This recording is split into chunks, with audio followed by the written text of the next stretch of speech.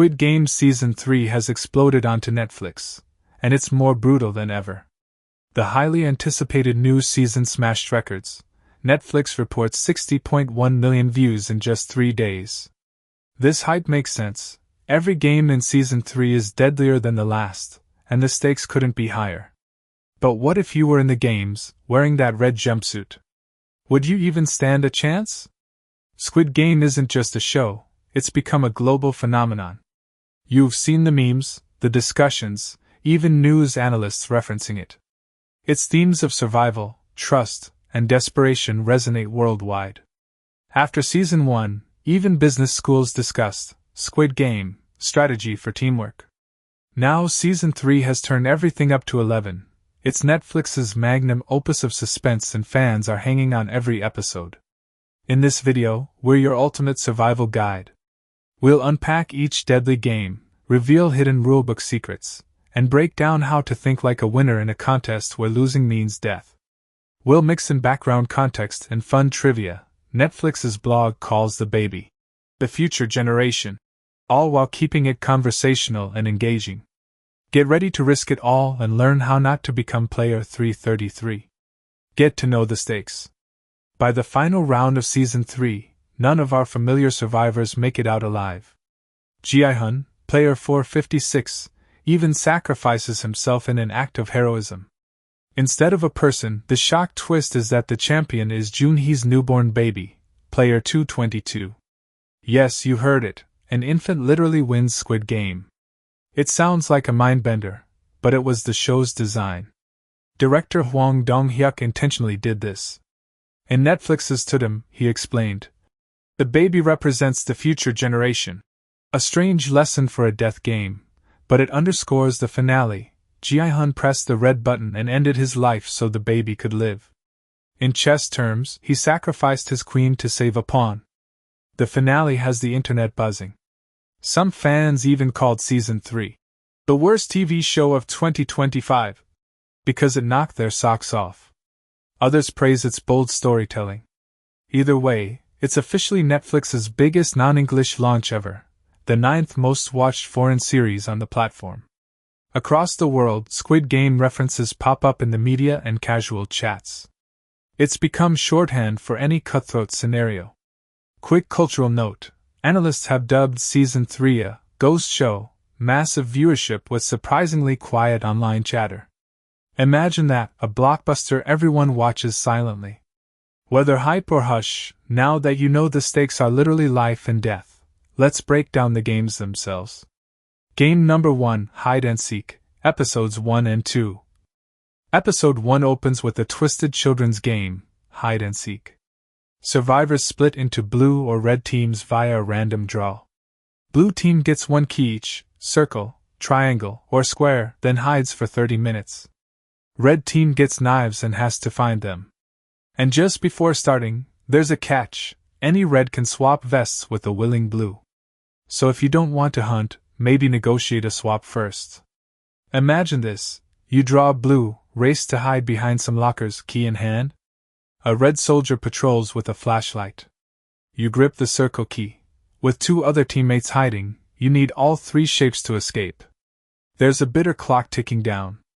On the other side, reds are under pressure: kill at least 1 blue, or all reds die. This game is about clever hiding and smart reading of rules. Blue team, hiders, tips, hide in unlikely spots. Try vents, attics, or under benches, know where a casual glance goes. Whisper code words or use subtle signals with teammates. Keep your key on you, maybe tied to your arm. Remember, 1 blue needs the circle, 1 the triangle, 1 the square key to open the exit. Plan who opens which door. If a red nears, drop your key in a corner. It might slow them down. Stay calm. Panic leads to mistakes. Red team, seekers, tips, sweep methodically. Cover open spaces, but move in pairs, never attack a fellow red. Listen for shuffles or breathing.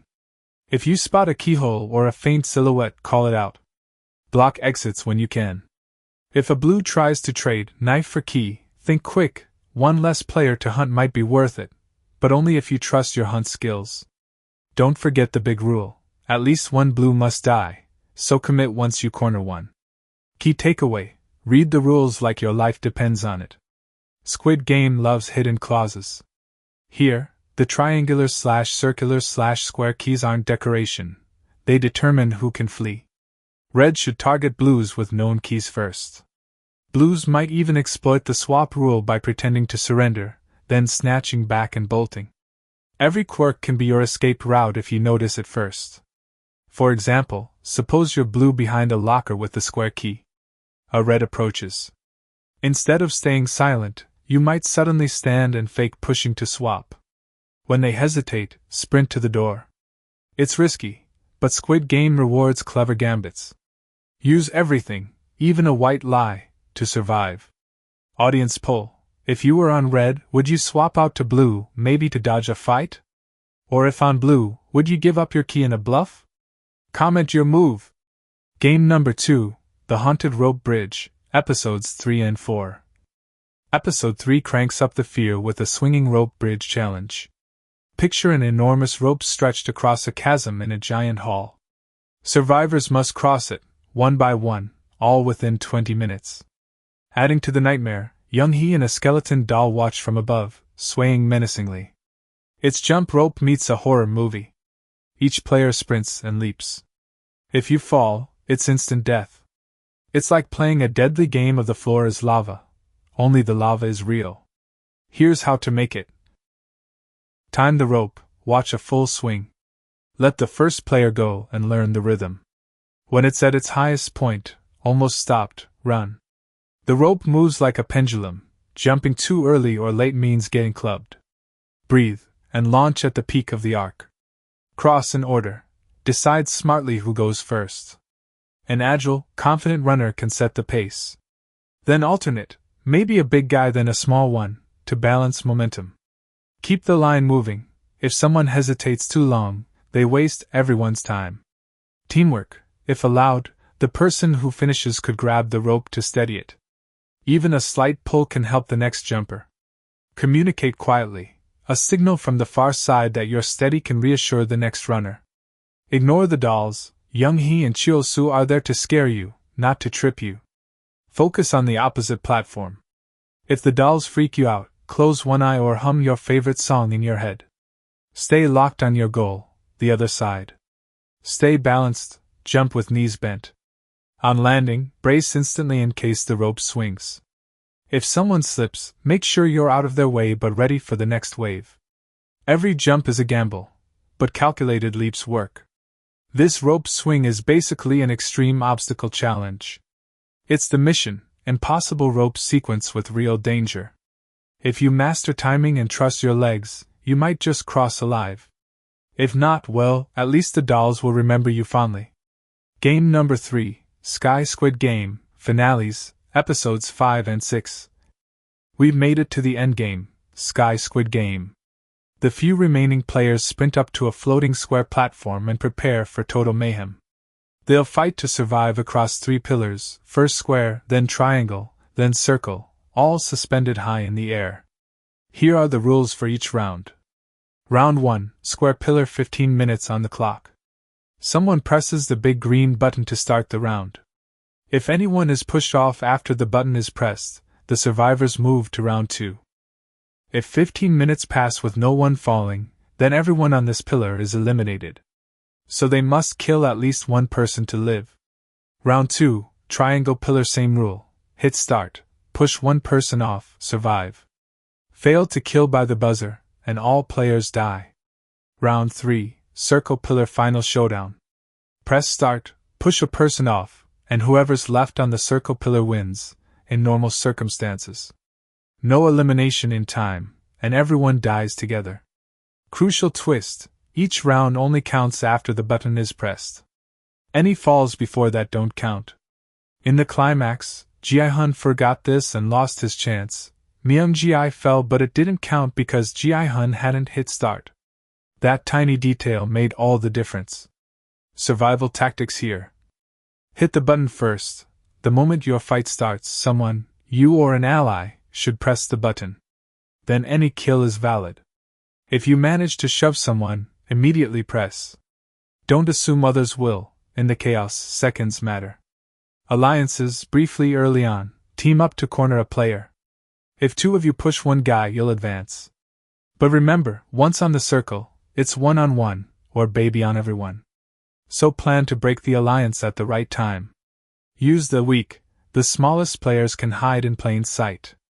In the show, one player protected the baby, which won the game. If someone's weak or innocent looking, side with them early on to shield them, they're not much of a threat to push. Keep moving, don't stand still. If someone swings at you, sidestep. If you knock someone to the edge, push them all the way off. Stay at the center when the button isn't pressed, move unpredictably. Final moments, when only two are left, it's personal. Do you eliminate the other and claim victory, or sacrifice yourself like Gi-hun did? Legally, pushing the other wins, but morally it's a call. The game designers set this up to test you. This final fight is pure adrenaline. It's like you're in an action movie finale up in the sky. The lesson: stay alert, hit that button, and strike decisively. Anything else, and the void waits for you. Audience poll: would you fight to win in round 3, or take the Gi-hun route and sacrifice everything? Tell us below. Allies, betrayals, and mind games. Survival isn't just physical, it's a social chess game. Keep these in mind. Trust carefully. Allies can cover your back, but don't get too close. Share food or insight, but maybe keep your core strategy secret. Remember, only one, or the baby, wins at the end. If you say, "We're together," have a backup plan in case they turn on you. Adapt on the fly, each challenge is different. Good at hiding? Great, but that won't help on the rope. Be a generalist. The contestant who learns fastest usually lives longest. Treat each game like a new genre. Watch everyone, read body language. If someone looks desperate, they might lash out. If someone looks scared, maybe play the opposite role, e.g., bully a coward, or calm a panicker if you want them alive. In a free-for-all, tiny advantages count. Use anything at hand. If a rope, bucket, or even trash is in the room, get creative. In past seasons, players used metals and forks. If it's there, it's a tool. Squid Game encourages outside-the-box thinking. Remember the dude who used his marble glass? Apply that mentality. Stay as calm as possible. Panic impairs your reactions. If you feel fear creeping in, slow your breathing and focus on a simple pattern or mantra. That control can be the difference between pressing the right button or freezing up. Think of yourself as both a mouse and a hawk in this maze. Observe carefully, strike when you see an opening. The game designers will try to scare you, but don't let them. Keep your mind free of panic, and your eyes on every detail. Eggs and fun facts. Time for some trivia. Cameos and references. Season 3 has fun surprises. Actors from The Boys, Parasite, and others make cameos. Even the VIPs have inside jokes. A politician here, a singer there. Squid Game loves winking at the audience. Keep an eye on extra background details. Maybe they nod to something from S1/S2. Shapes and numbers, patterns pop up everywhere. 4, 5, 6, 1, 2, 2, like player 222, appear in lights and signs. The three shapes, circle, triangle, square, are literally the title's letters in Korean. The sets and costumes use these consistently. If you see red triangles on a door, think shape of the day. The number 456, Gi-hun, is like a countdown. 222, baby, is symmetrical. Nothing is random. Child's Play IRL. Fans have really played these games. After Season 1, everyone on TikTok was carving dalgona candy shapes. And let me tell you, trying it yourself is way harder than it looks. Creators even built Squid Game obstacle courses in real life. One LA attraction let people actually play red light, green light with a giant Young-hee robot. Realistic experience, no bullets. If you need practice without life or death stakes, these events exist now. Hollywood twist. Cate Blanchett's surprise cameo stirred talk of an American spin-off. The showrunners have teased spin-offs, a detective story in the Squid world, for example. Keep your eyes peeled. Netflix wants to make more of this universe. If they invited you to a sequel game, you'd better start training. Reality spin-off. In case you missed it, Netflix made Squid Game, The Challenge. 456 real people play childhood games for a cash prize. No one dies, thankfully. It's like a parallel universe TV version. If you're curious to see how real people use strategies, check it out. Global phenomenon. Squid Game references appear in ads, talk shows, and even academic discussions. Gamers have tried to mod it into video games. Classroom debates say, "It's like our budget meeting, a total Squid Game." It's become cultural shorthand. The very fact we're analyzing it like this means. Final tips and key takeaways. Let's bullet point the survival cheat sheet. Read every rule, the fine print can save you. Squid Game delights in loopholes. Hello, the start button twist. Use your brain, muscle helps in fights, but wit and tactics win games. A clever trap beats blunt force. Think ahead, plot out a few moves. If you shove one person, who's next? Anticipate counter moves. Choose allies carefully. 2 heads are good, until they're rivals. Pick partners who complement you, then be ready if the alliance blows up. Conserve energy. These challenges are marathons. Stay calm, pace yourself, don't exhaust all strength at once. Use distractions, little tricks work. A sudden cough, a sneeze, or pretending to faint can give an opening. Surprise is a weapon. Trust your gut, that inner voice can sense danger. If something feels wrong, like a cliffhanger rule, listen to it. Have a plan B, always know your exit strategy. If plan A fails, bounce to plan B instantly. Don't let the game catch you flat-footed. Master the mindset. This situation is crazy, accept it. Keep a dash of dark humor, steady your nerves, and don't let despair set in. A clear, flexible mind is the ultimate survival tool. Combine these tips with courage, and maybe you'll outlast the others. If you make it to the baby crowning, send us a postcard. Conclusion and audience interaction. There you have it, extended strategies, hidden clues, and fun facts on how to, hopefully, survive Squid Game Season 3. It's been a wild ride, neon hideouts, haunted ropes, and a final brawl in the sky. Remember, surviving is about more than luck, it's about knowing the rules, reading people, and keeping your wits. Now it's your turn. If you could walk from this video into the Squid Game arena, what would you do first? Would you try these tips or come up with something even wilder? Share your strategy in the comments below. And if you enjoyed this deep dive, give it a thumbs up.